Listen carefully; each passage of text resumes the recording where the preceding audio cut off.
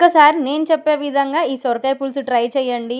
Taste ఎప్పటికీ మర్చిపోరు. ఇక లేట్ లేకుండా రెసిపీలోకి వెళ్ళిపోదాం. ముందుగా ఒక 3 నుంచి 4 టేబుల్ స్పూన్ దాకా నూనె, పోపు దినుసులు, 2 ఎండుమిర్చి, కొంచెం అంత ఇంగువ మరియు ఒక పెద్ద ఉల్లిపాయని కట్ చేసుకొని వేసుకోవాలి. దాంతో పాటు 4 నుంచి 5 పచ్చిమిర్చి చీలికలు కూడా వేసుకొని లైట్ గా దోరగా ఫ్రై చేసేసుకోవాలి. ఇప్పుడు అందులోనే మనం 1 టేబుల్ స్పూన్ దాకా ఫ్రెష్ గా పట్టిన అల్లం వెల్లుల్లి పేస్ట్, రుచికి తగినంత ఉప్పు, కొంచెం అంత పసుపు కూడా వేసుకొని మొత్తం కలుపుకోవాలి. ఉల్లిపాయ ముక్కలు సగం మగ్గగానే మనం అందులో 2 టమాటా ముక్కల్ని వేసుకోవాలి. మూత పెట్టేసి మగ్గించుకొని మీడియం సైజులో కట్ చేసుకున్న సొరకాయ ముక్కల్ని వేసేసుకోవాలి. ఇవంతా మంచిగా కలిపేసేసుకొని ఒక 2 మినిట్స్ అలా ఫ్రై చేసుకొని మూత పెట్టేసుకొని మగ్గించుకోవాలి. సొరకాయ ముక్కలు 40-50% మగ్గాక మనం అందులో 2 టేబుల్ స్పూన్ దాకా కారాన్ని వేసుకుంటున్నాము. మొత్తం ఇవంతా కలిపేసేసుకొని ఒక పెద్ద నిమ్మకాయ సైజ్ అంతా చింతపండుని నానబెట్టేసుకొని దాంతో 2 కప్పుల దాకా చింతపండు పులుసుని వేసుకుంటున్నాము.